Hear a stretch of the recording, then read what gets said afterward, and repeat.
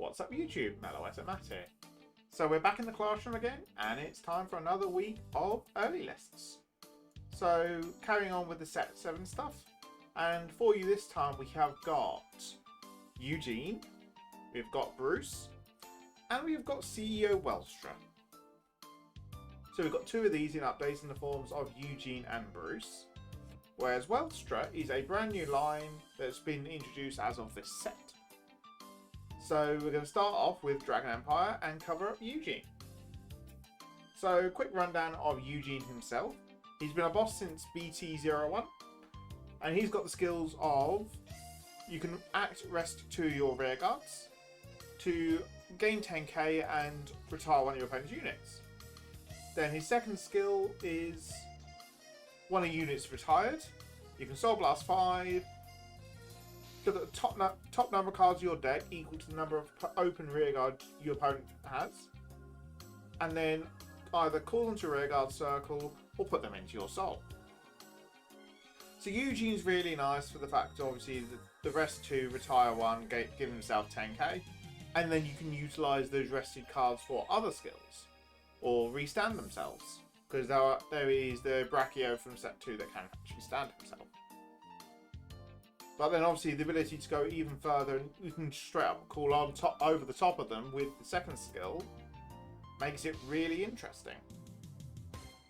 But that's enough about Eugene. Let's look into his support. And the first card we have to support him is Oswald. So Oswald's a new grade 1 that came out in set 7. He's got the skill of end of the battle where this unit boosted a Vanguard containing the name Eugene. If your opponent's Vanguard is grade 3 or higher, and they have no rear guards, you can count the last one, discard 1 card from your hand, choose one of your Vanguards and stand it. Then increase or decrease its critical and drive until it reaches 1 until the end of turn. So what this means is Eugene got a Vanguard restand. Yes, the fact of it needs no rear guards does seem a bit daunting, but due to the sheer amount of different things that now can retire within Eugene, and people aren't committing their boards as much, due to the fact of you've got Gravidia, you've got Youthberg, and they're just removing fields anyway, so people aren't putting boosters down as much. So they're actually going to be committing 3 units to board, 2 in the front row, 1 behind the Vanguard. And we've also got other units that actually clear themselves off board, like Inlet Pulse, Applin, and even Bubble Mine. So having things that clear themselves off the board means that's an empty circle for you to play with. So with those decks playing like this, the cost of opponent having no rear guards isn't too bad. Yes, it's restricted to your opponent being grade 3 or higher Vanguard. That's not bad, really. Just waiting until turn 4. Because turn 3, you're still going to have the big pressure of a 23k swing into your opponent's 10k base Vanguard. So it works out all in the long run. But moving on to the third card we're going to discuss. Now I did briefly touch on this card in the Nirvana Jiva discussion. But we are now back with Meteor Flare Dragon. So Meteor Flare Dragon's got the skills of when this unit is placed on rearguard circle, during this turn, all your opponent's rearguards lose all their continuous abilities and cannot gain them. Then, you can count blast 1, choose one of your opponent's rearguards in the same column as this unit and retire it. And it's got the second skill of, during your turn, if your opponent's Vanguard is grade 3 or greater and there are no rearguards on your opponent's side of the field, this unit gets 10,000 power. So obviously this is a really nice generic card that Dragon Empire gained within this latest set. The ability to shut off continuities obviously means that resist is no longer actually enabled. You've got the cannot be retired, no longer enabled. So obviously Trickstar's now neutered, you've got the Bill's Violina that's now neutered. And then removing on top for a Counterblast 1 is really solid as well. Takes away from all the soul blasting that the other retire cards have and make it just a simple Counterblast. And then on top of that, gaining 10k power to be a solo 20k attacker, 30k on Persona rides, because obviously it's same as with Oswald, locked your opponent Vanguard being grade 3. So does add up in the long run.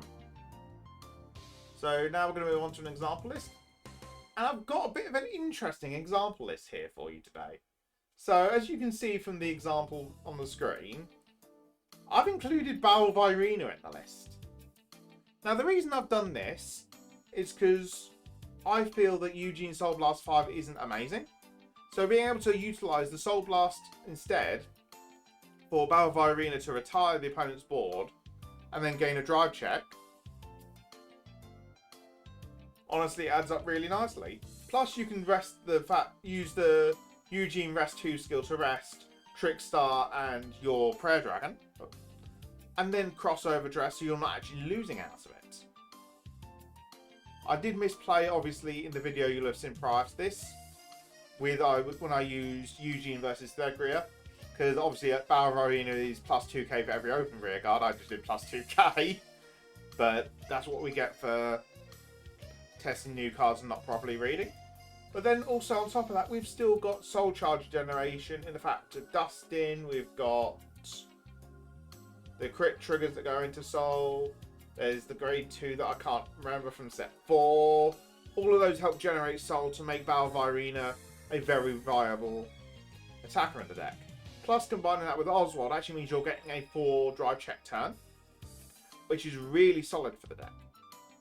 All in all, deck's really fun, and I can't wait to see how much it actually holds up in the English meta once it comes to us. Moving on next, we are moving on to Bruce. So, I'm going to mainly discuss the grade 3 version, not the grade 4 version. So starting off with the grade 3 obviously being Diablos Violence Bruce. He's got the skill of obviously Final Rush. Start your ride phase, you gain the state of Final Rush. And whilst you're in Final Rush, when he attacks, you can Soul Blast 5 and stand your front row. So Bruce being the 5 attack deck he's always been, really strong pressure out the gate on turn 4. And always will be prominent in the meta. But we then look a step further into Julian that came out in set 6. And you can see that the tempo has actually been brought forward. So Julian's got the 2 skills of, when this unit attacks the Vanguard, you can Counter Blast 1, and then for each card in your damage zone, this unit gains power plus 2000. Then, if you have a Vanguard with Bruce in its card name, you Soul Charge 1 for every 2 cards in your damage zone, and then call from the Soul, same number of cards as the number of cards Soul Charged with this effect. And they've obviously got to be to open rearguard circles. So, Julian was a really nice buff to the deck, because it obviously turned Bruce from being everything locked behind Final Rush into this now being non-Final Rush locked. And having that bit of turn 3 play, provide a bit of aggro to go into turn 4, and you can honestly make 1, 2, 3, 4, 5, 6, 7? 6 attacks, sorry, was the main numbers I was hitting with it. You can high roll, very, very high roll into 7, but 6 is the generic attacks, meaning you're not losing anything less than what you were on the grade 4 Bruce, which was nice. But then set 7 gave it that little bit of buff in extra consistency in the forms of Falsate Performer. So Falsate Performer's got the skill of also Rearguard Circle. When this unit boosts, choose up to 1 card from your drop zone, and if your soul doesn't have the same grade as it, put this unit into your soul. So those that have obviously seen the previous Falsate Performer videos will have seen obviously the genericness of helping to set up the soul for what you want in there, building up it generic, instead of being random soul charge, it's specific, and you can then manipulate it to hand in Bruce due to the facts of the Proto-Evolved Dragon. Obviously you can then also go further and utilise it alongside Julian, so whatever you put into souls actually come into Rearguard Circle. Just being nice generic, specific soul charge is really solid for the deck. Moving on to the example list here, and it's pretty much what you expect. We've got all our tech options, because obviously due to Falsate, we can run 2s and 3s of everything, because if we have to discard it or guard with it, Falsate can then put it back into Soul, where Julian or Leonard can call it back out again. We've got that bit of spot removal with Derek, because obviously Eureka is still a very much a problem card, so having Derek to spot remove Eureka is really nice. We've got Marjorie still in here for good old draw and soul charge. Megan for the extra scaling beta. Just all usual good card Bruces. Obviously, we're now going back to grade 3 Bruce. We can now obviously put Hellblast full dive into the deck because we've got more usage, more space for the counterblasts. And Bruce is still honestly a very solid deck out of this. And then we finally move on to the final line in Blitz CEO Welstra. So Welstra's got 2 skills of also Vanguard Circle. When this unit attacks a Vanguard, choose 1 product from your order zone and activate it. And then the second skill of Auto Vanguard Circle. When you activate a product, this unit gets power plus 5,000 till end of turn. So this is our focus of the deck, and as you can tell from his skills, he focuses around this card called Products. And obviously, he activates the products when he attacks, and he then gains power for activating said products. But what are products, you ask? Well, let's move into the main product that you'll be seeing played, which is Annihilation Mobile Fortress Free Schultz Maxim. This is a grade 3 product, and it's got the skill of this cannot actually be activated. And this has got one other skill of Activate Auto Order Zone. When this card is activated by a card effect, so this would be your Welstra skills, choose one of your opponent's rear guards, retire it. Then choose one of your opponent's vanguards, and during that turn, it gets minus 5,000 power. Then, cost Counterblast 1, return one of your rear guards back to your hand to call this card a normal unit with 23,000 power, 1 critical to rearguard circle without a unit on it. And if you called it, end of the turn, put that unit back into the order zone. So this is really nice for the fact that obviously you can attack with the rearguard, then attack with your vanguard. Welstra will activate this, retiring one of your opponent's rearguards, minusing 5k off their vanguard, then Counterblast 1, bounce the attacked unit back to your hand again, call us to that circle, attack 3 and then attack 4. So already showing 4 attacks out of the deck. The bit of this cannot be played from hand is so you can't actually drop it turn 3 and it's actually kept as a tempo deck. And you've got, it's a bit more, stops it being overpowered from the get-go. The ways to get this into the order zone is via the effect of the grade 2 products. There is also a grade 1 that does let you turbo out as well, but it does have a hefty cost to balance the fact that you're getting this out of turn early.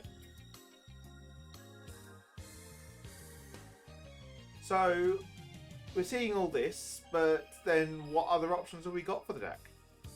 Well, the main one I'm going to discuss next to finish up the three talking points is going to be Blitz Engineer Halio.